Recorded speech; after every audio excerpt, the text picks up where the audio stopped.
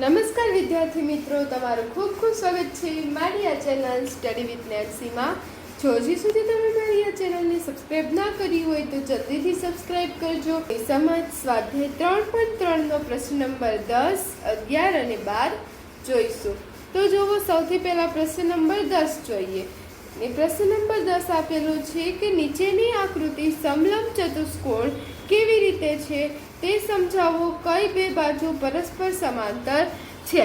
કે આપણે એવું કહેવાનું છે કે આકૃતિ છે એ સમલંબ ચતુષ્કોણ કેવી રીતે બને છે. કે નીચે આપણને જે આકૃતિ આપેલી છે એ સમલંબ ચતુષ્કોણની છે, પણ આપણે કેના આધારે કહી શકીએ કે આ સમલંબ ચતુષ્કોણ છે અને કઈ બાજુ સામસામેની સમાંતર છે, કઈ બે બાજુ સમાંતર છે. તો પહેલા આપણને ખબર હોવી જોઈએ કે સમલંબ ચતુષ્કોણ એટલે કે જેની લંબ એટલે કે જેની બે બાજુ એટલે એક સામસામેની એક જ બાજુ સમાન હોય તેને સમલંબ ચતુષ્કોણ કહે છે. આપણે સમાંતર બાજુ ચતુષ્કોણમાં જોયું કે આ બાજુ ને આ બાજુ, આ બાજુ ને આ બાજુ, એ બંને બધી જ સમાંતર હોય છે.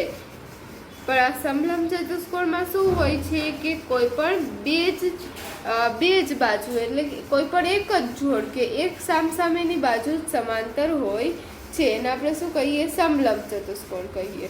અને અહીંયા તમે જોશો કે અહીંયા 100 અને 80 છે. આ બે ખૂણાના માપ કેટલા છે? 100 અને 80 છે. એટલે એ શું બને છે?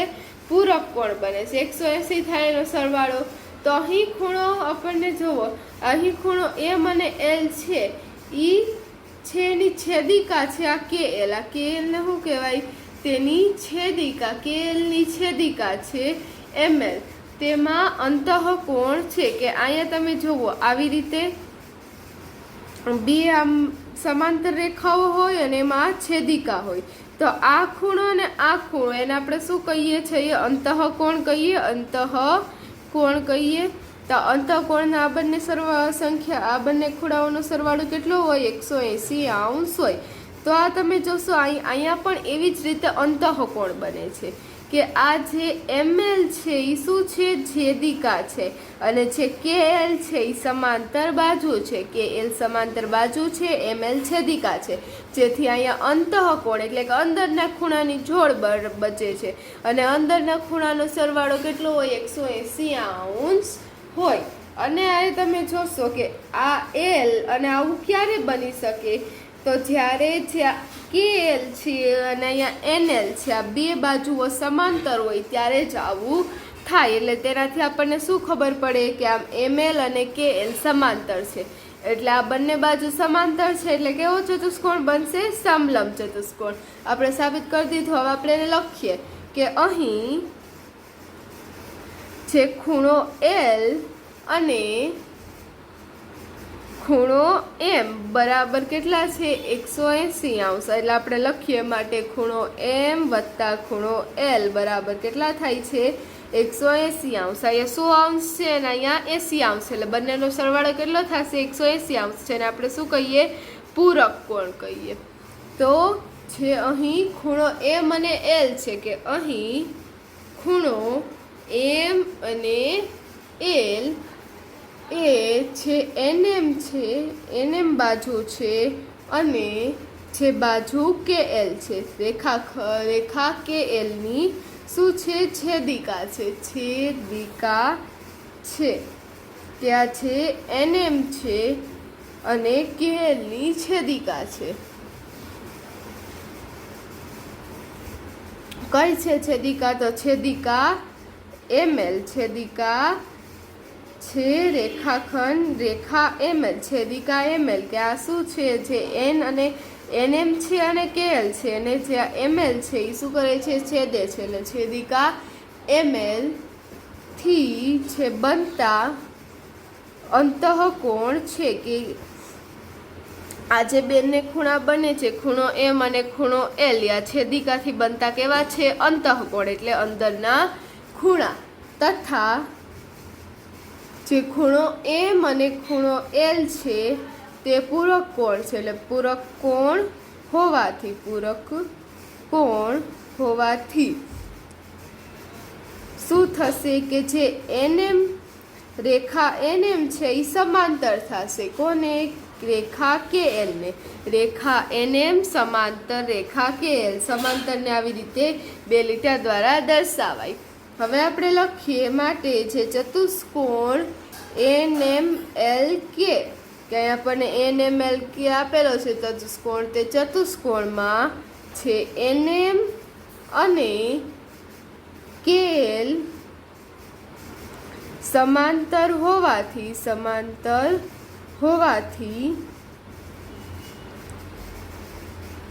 સમલંબ ચતુષ્કોણ બનશે. સમલંબ ચતુષ્કોણ બનશે.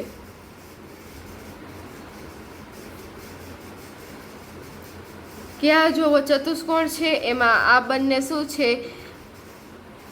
સમાંતર બાજુઓ છે. ML ની છેદિકા છે એટલે આ બંને અંતઃકોણ થાય. અંતઃકોણના સરવાળા 180° પૂરક થાય છે એટલે આપણે એનું સાબિત થાય છે કે આ છે NM અને KL છે એ કેવી છે? સમાંતર છે. અને જે સમાંતર હોય તો શું બને?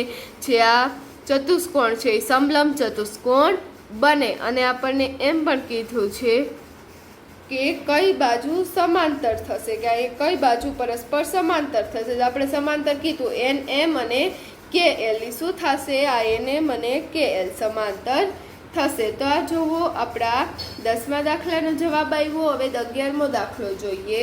તો જોવો 11મો દાખલો આપેલો છે કે આકૃતિ 3.27. આ જે આકૃતિ છે એ 3.27 નંબરની આકૃતિ છે. તો જો AB સમાંતર DC હોય તો માપખૂણો C શોધો. કે આમાં છે AB અને DC બંને કેવા છે? સમાંતર છે. એટલે આપણે આ માપખૂણો C શોધવાનો છે. આપણે આ ખૂણો શોધવાનો છે. તો આપણે આગળના દાખલામાં જોયું તે જ છે કે આ બંને સમાંતર હોય તો આ બંને કેવા થાય? અંતઃકોણ. અંતઃકોણનો સરવાળો કેટલો હોય? 180°. તો આ બંને ખૂણાનો સરવાળો કેટલો થશે? 180°. એટલે આપણે લખી દઈએ કે ચતુષ્કોણ ABCD માં છે રેખા AB અને છે રેખા DC છે. રેખા AB અને રેખા DC છે. ઉપર આ જે લીટી કરીએ અને રેખા દ્વારા દર્શાવાય. તથા છે BC શું છે? છેદિકા છે. તે BC છેદિકા છે. કે AB રેખા AB અને રેખા DC એ શું છે? સમાંતર છે. DC સમાંતર છે. અહીં લખી દેવાનું સમાંતર છે. તથા છે BC છેદિકા છે. કે આ બંને સમાંતર છે અને BC એની છેદિકા છે.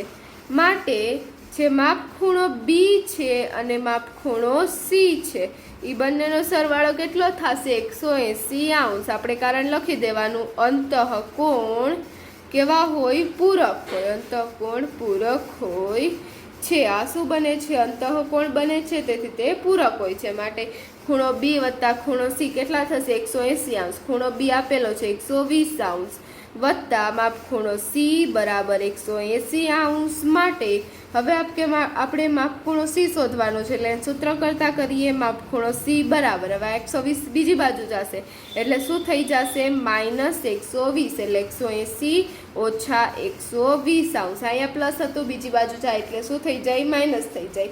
માટે માપખૂણો C બરાબર હવે 180 માંથી 120 જાય તો કેટલા વધે? 60°.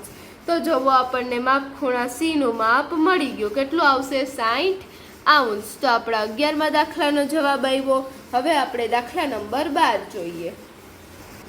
હવે જુઓ 12મો પ્રશ્ન આપેલો છે કે આકૃતિ 3.28 જો રેખા SP સમાંતર RQ હોય તો ખૂણો P અને ખૂણો S ના માપ શોધો.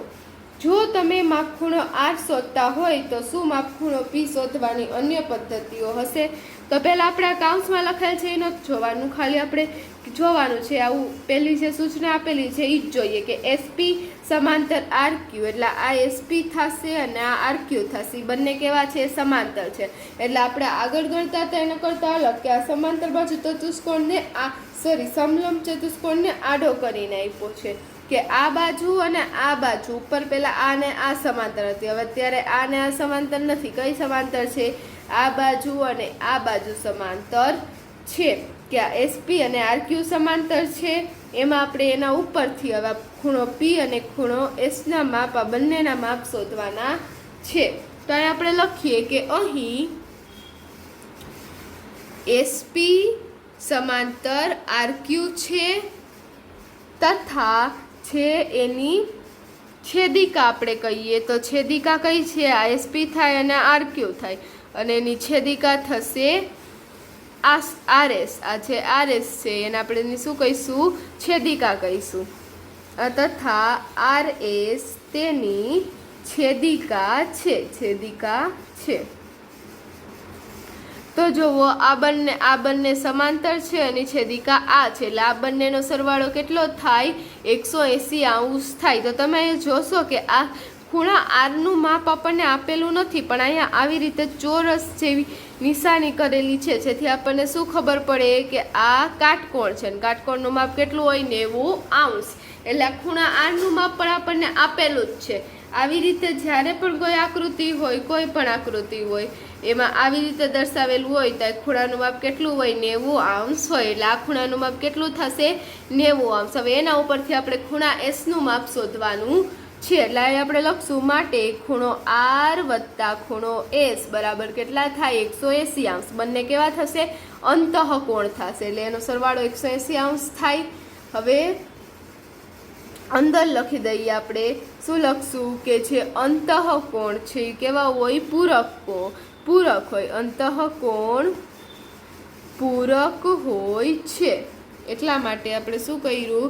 આર વત્તા એસ બરાબર 180 લીધા માટે 90 અંશ વત્તા ખૂણો એસ બરાબર 180 અંશ. માટે હવે ખૂણા એસની કિંમત શોધવી છે. ખૂણા એસને સૂત્ર કરતા કરીએ 90 ને બીજી બાજુ લઈ જઈએ એટલે શું થઈ જશે? -90 થશે. 180 માઇનસ 90 તો શું થશે? માટે ખૂણો એસ બરાબર હવે 180 માંથી 90 જાય તો કેટલા વધે? 90 વધે. એટલે ખૂણો એસનું માપ આપણને કેટલું મળશે? 90 અંશ. તો જો આપણે પી અને એસનું માપ શોધવાનું હતું, એસનું માપ મળી ગયું. હવે આપણે એના ઉપરથી પીનું માપ શોધવાનું છે. તો હવે એવી જ રીતે કે એસપી છેદિકા હતી આના ઉપરથી આનું માપ શોધ્યું તો હવે આપણે આના ઉપરથી આનું માપ શોધી શકીએ કે અહીંયા તમે જોશો કે આ આરએસ છે અને આ પીક્યુ છે. તો આ એસપી અને આરક્યુ એ તો સમાંતર રહેશે જ પણ આ છેદિકા આપણે પીક્યુ ને છેદિકા લઈ લઈએ તો પીક્યુ ને છેદિકા લઈ લઈએ તો 130 અને આ ખૂણો પી છે આ બંને કેવા થઈ જશે? અંતઃકોણ. એટલે આ બંને ખૂણાઓનો પણ સરવાળો કેટલો થશે?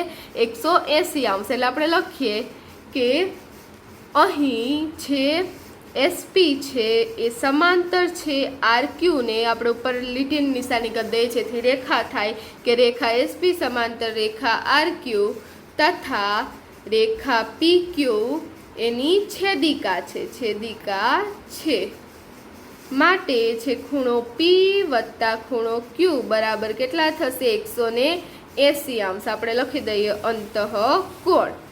હવે માટે જે ખૂણો પી છે ખૂણો પી કેટલા થશે? ખૂણો પી આપણે શોધવાનો છે એટલે ખૂણા પી નો ખૂણો પી જ લખી દઈએ. ખૂણો ક્યુ આપણને 130 અંશ આપેલો છે એટલે 130 અંશ બરાબર 180 અંશ. હવે માટે હવે આપણે ખૂણા પી ની કિંમત શોધવી છે એટલે 130 ને બીજી બાજુ લઈ જશું. ખૂણા પી ને સૂત્ર કરતા કરીએ 130 બીજી બાજુ થશે એટલે શું થઈ જશે? -130. એટલે શું લખશું આપણે? 180 ઓછા 130. હવે માટે ખૂણો પી બરાબર 180 માંથી 130 જાય એટલે કેટલા વધે? 50 અંશ. એટલે આપણને ખૂણા પી ની કિંમત કેટલી મળી ગઈ? 50 અંશ. તો જુઓ ખૂણા એસ ની કિંમત આપણને 90 અંશ મળશે અને ખૂણા પી ની કિંમત આપણને 50 અંશ મળશે. હવે આપણે ઉપરનો કાઉન્સ જોઈએ કે હવે આપણને પૂછેલું છે જો તમે ખૂણો આર શોધતા હોય તો ખૂણો પી શોધવાની અન્ય રીત હશે કે આપણે જો આ બધાને જ આપણે આ ખૂણો શોધ્યો તો અને આપણે બીજી રીતથી આ ખૂણો શોધી શકીએ? તો હા, આપણે એને બીજી રીતથી શોધી શકીએ કે આ બધી જ બાજુઓના ખૂણાનો સરવાળો કેટલો હોય? 360 હોય એટલે પછી 360 માંથી આ ત્રણેય સંખ્યાનો સરવાળો કરીને બાદબાકી કરીએ તો પણ આપણને ખૂણો પી મળી શકે છે. એટલે આવી રીતે પણ આપણે ખૂણો પી ગોતી શકીએ છીએ. એટલે આપણે લખી દઈએ કે હા, ખૂણો પી શોધવાની બીજી રીત છે.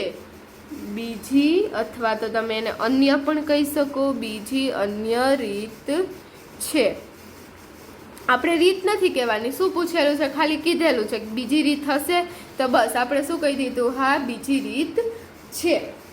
હવે જુઓ, અહીં આપણો જે પ્રશ્ન નંબર 10, 11 અને 12 હતો તે પૂર્ણ થાય છે. જો તમને વિડીયો પસંદ આવ્યો હોય તો લાઈક સે સબસ્ક્રાઈબ કરજો. જો હજી સુધી તમે મારી આ ચેનલ સબસ્ક્રાઈબ ના કરી હોય તો જલ્દીથી સબસ્ક્રાઈબ કરજો, જેથી તમને મારા બધા જ વિડીયો સૌથી પહેલાં મળી રહે. Thanks for watching.